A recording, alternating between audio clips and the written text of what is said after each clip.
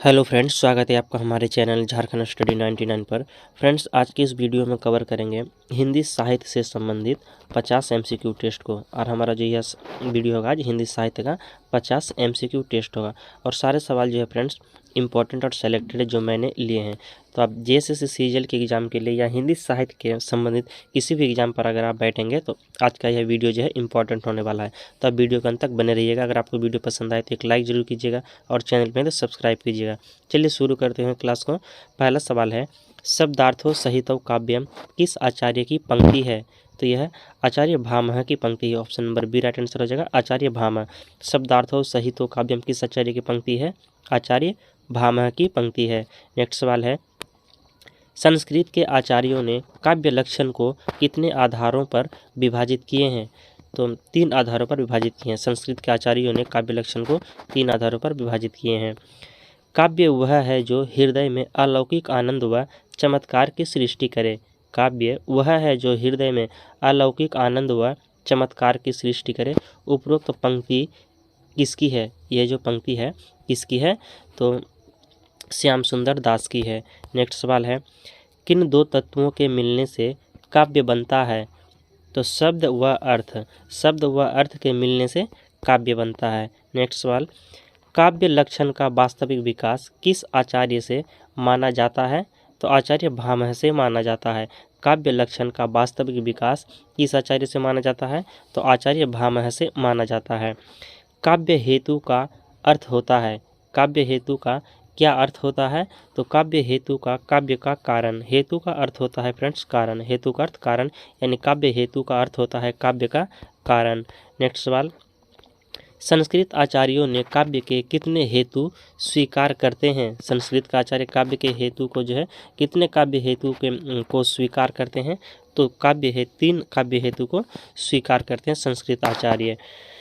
आचार्य दंडी ने कौन से काव्य हेतु को स्वीकार नहीं किए हैं? आचार्य दंडी जो थे वह कौन सा काव्य हेतु स्वीकार नहीं किया है? जैसे कि नैसर्गिक प्रतिभा काव्य हेतु है, शास्त्रों का ज्ञान, सतत अभ्यास और शक्ति। तो आचार्य दंडी कौन से काव्य हेतु को स्वीकार नहीं करते हैं? तो शक्ति को जो है स्वीकार नहीं करते हैं आचार्य दंडी। नेक्स्ट सवाल है, काव्य अलंकार ग्रंथ के रचनाकार कौन है? काव्य अलंकार ग्रंथ के रचनाकार कौन है?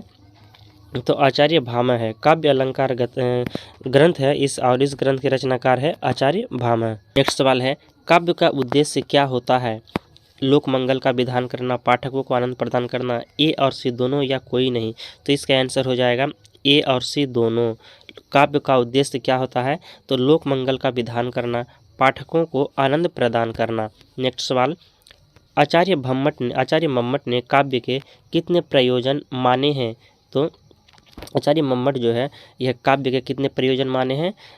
तो 6 प्रयोजन माने हैं। आचार्य मम्मट काव्य के 6 प्रयोजन माने हैं। नेक्स्ट सवाल है, मानव कल्याण को काव्य का प्रयोजन किस साहित्यकार का मानना है? मानव कल्याण को ही काव्य का प्रयोजन कहेंगे।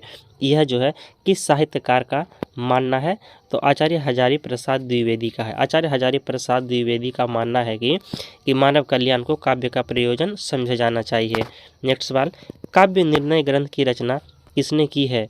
तो काव्य निर्णय ग्रंथ की रचना भिखारी दास ने की है। कवि भिखारी दास ने काव्य निर्णय ग्रंथ की रचना करी है। नेक्स्ट सवाल है, किसी भी शब्द के अर्थ को बोध कराने वाली शक्ति क्या कहलाती है? तो शब्द शक्ति कहलाती है। किसी भी शब्द के अर्थ को बोध कराने वाली शक्ति क्या कहलाती है? शब्द शक्ति कहलाती है। नेक्स्ट सवाल है, शब्द शक्ति के 3 प्रकार होने का पता कौन ग्रंथ में मिलता है? तो काव्य प्रकाश में। काव्य प्रकाश में हमें यह जानकारी मिलती है, अर्थात हमें यह पता चलता है कि काव्य शक्ति के 3 प्रकार होते हैं। किस में मिलता है, किस ग्रंथ में मिलता है? तो काव्य प्रकाश ग्रंथ में मिलता है। शब्द शक्ति के 3 प्रकार होने का पता कौन ग्रंथों में मिलता है? तो आप जिस फ्रेंड्स से रिपीट हो गया, तो काव्य प्रकाश में मिलता है। नेक्स्ट सवाल है, रूढ़ि और प्रयोजनवती किस शब्द शक्ति के भेद हैं? रूढ़ि और प्रयोजनवती किस शब्द शक्ति के भेद हैं? तो लक्षणा शब्द शक्ति के भेद हैं रूढ़ि और प्रयोजनवती। रूढ़ि और प्रयोजनवती क्या है? यह शब्द शक्ति है, लेकिन किस शब्द शक्ति के भेद हैं? तो लक्षणा शब्द शक्ति के भेद हैं। नेक्स्ट सवाल है, शब्द की प्रथमा शक्ति किसे कहा जाता है? तो अभिधा को। शब्द की प्रथमा शक्ति अभिधा को कहा जाता है। नेक्स्ट सवाल, अनिल एक नंबर का गधा है, इस वाक्य में प्रयुक्त शब्द गधा में कौन सी शब्द शक्ति है? तो इस वाक्य में जो है लक्षणा शब्द शक्ति है, क्योंकि यहाँ पर उनके लक्षण को बताया गया, अनिल के लक्षण को बताया गया, इसीलिए यहाँ पर हो गया लक्षणा शब्द शक्ति का प्रयोग किया गया है। नेक्स्ट सवाल है, निम्न में से व्यंजना शब्द शक्ति का उदाहरण कौन सा है? व्यंजना शब्द शक्ति का उदाहरण है सूर्य डूब गया, मंदिर में दीपक जलाने का समय हो गया। यह जो है व्यंजना शब्द शक्ति का उदाहरण है। साहित्य में रस का अर्थ किस रूप में लिया जाता है? तो साहित्य में जो है साहित्य में रस का अर्थ किस रूप में लिया जाता है? तो आनंद के रूप में लिया जाता है। रस का अर्थ होता है आनंद साहित्य में। भरत मुनि ने रस के कितने अवयव निरूपित किए हैं? तो भरत मुनि ने जो है रस के कितने अवयव निरूपित किए हैं? तो 4 निरूपित किए हैं। भरत मुनि ने रस के कितने अवयव निरूपित किए हैं? तो 4 किए हैं। आपको याद रखना है, किसका option number C right answer हो जाएगा। नेक्स्ट सवाल है, आलंबन और उद्दीपन किस अवयव के भेद हैं? आलंबन और उद्दीपन किस अवयव के भेद हैं? तो विभाव के भेद हैं आलंबन और उद्दीपन। भारतीय काव्य शास्त्रों ने रसों की संख्या कितने माने हैं? तो हमारे जो भारतीय काव्य शास्त्र पर जो आचार्य के अनुसार जो है दिया है, रसों की संख्या कितने माने हैं? तो 11 माने हैं। Option number D right answer हो जाएगा 11। भारतीय काव्य शास्त्र ने, यहाँ पर काव्य शास्त्र की बात कहा है, किसी स्पेशल कवि का नहीं कहा गया है। तो भारतीय काव्य शास्त्र ने रसों की संख्या कितने माने हैं? तो आपको याद रखना है 11, लेकिन रसों की संख्या 8 होती है। और अगर इसमें से शांत रस को पकड़ेंगे तो भरत मुनि के अनुसार जो है रसों की संख्या 9 होती है। तो कहीं पर आपको 8 भी मिल सकता है, क्योंकि उसमें एक रस को नहीं मानते हैं। और रसों की संख्या ऐसे आपको कहीं पर आचार्य के अनुसार मिल जाएंगे 9, लेकिन यहाँ पर कहा गया है कि भारतीय काव्य शास्त्रों ने रसों की संख्या कितने माने हैं? तो 11 माने हैं। नेक्स्ट सवाल है, प्रभु जी तुम चंदन हम पानी, जाकी अंग अंग बास समानी। उपरोक्त पंक्ति किस रस का उदाहरण है? तो यह जो है भक्ति रस का उदाहरण है। Option number B right answer हो जाएगा। नेक्स्ट सवाल है, रसराज की संज्ञा किस रस को दिया जाता है? तो रसराज की जो संज्ञा है श्रृंगार रस को दिया जाता है। श्रृंगार रस को रसराज की संज्ञा दिया जाता है।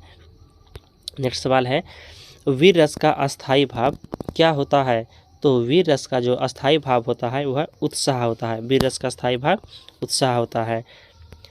ट ठ ड ढ वर्णों के प्रयोग का संबंध काव्य के किस गुण से संबंधित है? तो प्रसाद गुण से संबंधित है। ये जो वर्ण है ट ठ ड ढ, ये जो वर्णों का प्रयोग है संबंध काव्य के किस गुण से संबंधित है? तो प्रसाद गुण से संबंधित है। छंद का दूसरा नाम क्या है? छंद का दूसरा नाम क्या है? तो पिंगल है। Option number B right answer हो जाएगा। छंद का दूसरा नाम पिंगल है। छंद का सर्वप्रथम उल्लेख किस वेद में मिलता है? तो ऋग्वेद में। छंद का सर्वप्रथम जो उल्लेख मिलता है वह ऋग्वेद में मिलता है। वेरी वेरी इंपॉर्टेंट सवाल, इसे आप नोट्स कीजिएगा। छंद का सर्वप्रथम उल्लेख किस वेद में मिलता है? तो ऋग्वेद में मिलता है। नेक्स्ट सवाल है, निम्न में से कौन छंद के प्रकार नहीं है? छंद का जो है कौन सा प्रकार नहीं है? तो शाब्दिक। शाब्दिक जो है यह छंद का प्रकार नहीं है, जबकि मात्रिक छंद होते हैं, वार्णिक छंद होते हैं और मुक्तक छंद होते हैं। ये तीनों छंद के प्रकार हैं, जबकि शाब्दिक छंद के प्रकार नहीं है। नेक्स्ट सवाल है, सममात्रिक छंद में कितने चरण होते हैं? तो सममात्रिक छंद में जो है 4 चरण होते हैं। सममात्रिक छंद में चरणों की संख्या 4 होती है।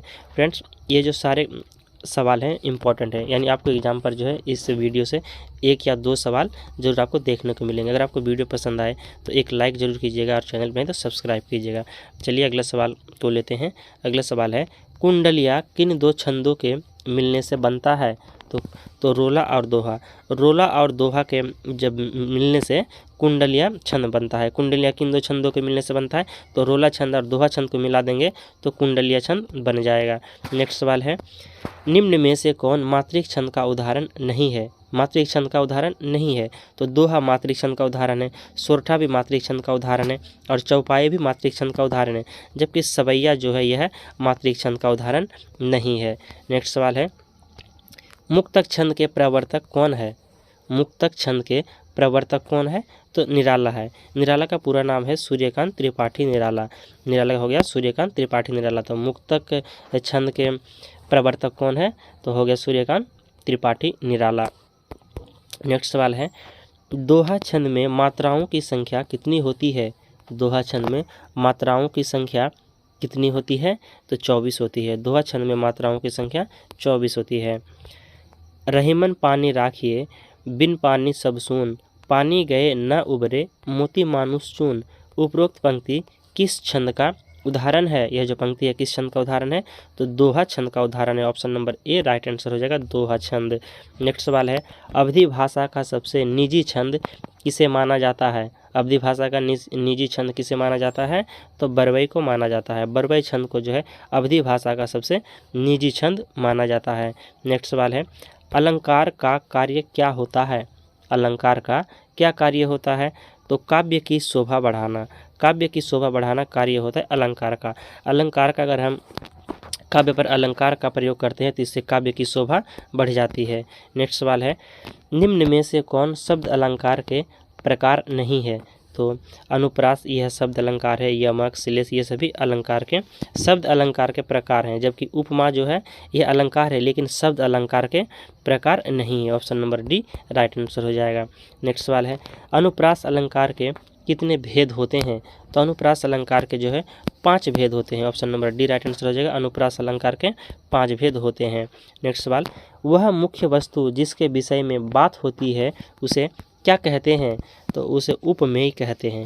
वह मुख्य वस्तु जिसके विषय में बात होती है, यानी दूसरे विषय में बात होती है, किसी मुख्य वस्तु के विषय जिसके विषय में बात होती है उसे क्या कहते हैं? तो उपमेय कहते हैं। नेक्स्ट सवाल, माला फेरत जुग भया, फिरा न मन का फेर, कर का मन का डारी दे, मन का मन का फेर। उपरोक्त पंक्ति में कौन सा अलंकार है? तो इस पर जो है यमक अलंकार है। Option number B right answer हो जाएगा, इस पर यमक अलंकार है। नेक्स्ट सवाल है, विभाव, अनुभाव और व्यभिचारी भावों के संयोग से रस की निष्पत्ति होती है, यह किसका कथन है? यह जो कथन है किसका है? तो आचार्य भरत मुनि का है। क्या कथन है? कि विभाव, अनुभाव और व्यभिचारी भावों के संयोग से रस की निष्पत्ति होती है, यह किसका कथन है? तो यह जो कथन है भरत मुनि का है। नेक्स्ट सवाल है, हिंदी साहित्य के किस भाव को व्यभिचारी भाव भी कहा जाता है? तो संचारी भाव। हिंदी साहित्य के जो है संचारी भाव को व्यभिचारी भाव भी कहा जाता है। तो आपको याद रखना कि व्यभिचारी भाव किसे कहते हैं? तो संचारी भाव को। संचारी भाव को व्यभिचारी भाव कहते हैं हिंदी साहित्य में। नेक्स्ट सवाल है, मुझे फूल मत मारो, मैं अबला बाला वियोगिनी, कुछ तो दया विचारो। इस पंक्ति में कौन सा रस का प्रयोग किया गया है? तो इस पर वियोग श्रृंगार रस का प्रयोग किया गया है, वियोग श्रृंगार रस। चरण कमल बंदव हरि राई में अलंकार बताइए। चरण कमल बंदव हरि राई में कौन सा अलंकार का प्रयोग किया गया है? तो रूपक अलंकार का प्रयोग किया गया है। नेक्स्ट सवाल है, मुख बाल रवि सम लाल होकर ज्वाल सा बोधित हुआ, इस पर जो है कौन सा अलंकार का प्रयोग किया गया है बताइए। तो इसका आंसर हो जाएगा ऑप्शन नंबर सी, उपमा अलंकार, क्योंकि यहाँ पर उपमा लिया गया किसे? मुख बाल रवि। मुख जो है रवि मतलब सूर्य होता है, तो मुख जो है बाल रवि समलाल, सूर्य के जैसा लाल होकर ज्वाल सा बोधित हुआ, इसमें जो है कौन सा अलंकार बताया गया है? तो उपमा अलंकार का प्रयोग किया गया है। नेक्स्ट सवाल है, जहाँ उपमेय में उपमान की संभावना प्रकट किया जाता है, जहाँ उपमेय में उपमान की संभावना प्रकट किया जाता है वहाँ पर कौन सा अलंकार हो जाएगा? तो वहाँ पर हो जाएगा उत्प्रेक्षा अलंकार। उत्प्रेक्षा अलंकार का प्रयोग हो जाएगा कहाँ पर? जहाँ उपमेय में उपमान की संभावना प्रकट किया जाता है। नेक्स्ट सवाल है, वीर या आल्हा किस जाति का छंद है? वीर या आल्हा जो है यह किस जाति का छंद है? तो वह जो है मात्रिक छंद है। वीर या आल्हा जो है यह मात्रिक जाति का छंद है। नेक्स्ट सवाल है, जिस छंद में वार्णिक या मात्रिक प्रतिबंध न हो, जिस छंद में वार्णिक या मात्रिक प्रतिबंध न हो वह छंद क्या कहलाता है? तो वह छंद जो है मुक्त छंद कहलाता है। जिस छंद में वार्णिक या मात्रिक प्रतिबंध न हो वह छंद क्या कहलाता है?